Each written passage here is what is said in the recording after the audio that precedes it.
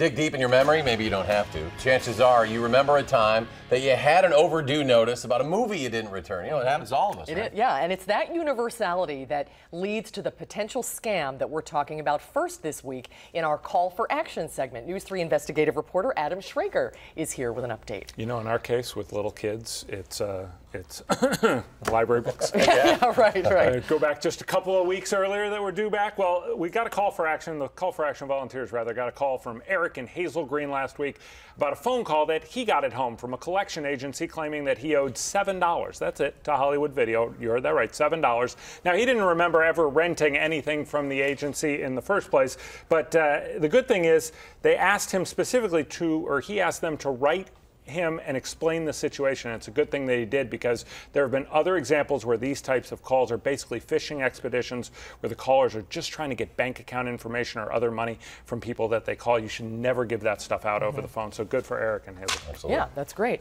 And it's sad but true. Every time we have severe weather come through here, we have to remind people to be wary of scammers, and consumer experts and police are getting a lot of complaints. Yeah, we called them yesterday. We called them storm chasers. They actually show up in neighborhoods that are hit hard by severe weather. And what happens next, though, is what particularly worries police and consumer advocates.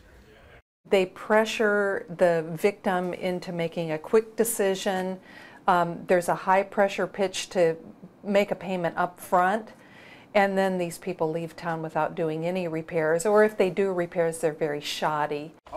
Chalmers also wants to remind storm victims not to let strangers into their homes. There have been numerous reports in the past of things being stolen out of properties by people who have been hired by, to be contractors. It's just good to pay attention. If somebody's doing work in your home, you should always be supervising that if you can. And Adam, each time this week you try to kind of check our progress on Call for Action. You've got a potentially huge win coming. Yeah, we do. Hey, let's point out, for right now, we have in the last few months, the volunteers have helped 181 people or families and helped them save nearly $30,000 in the process. This next case, though, could double that total.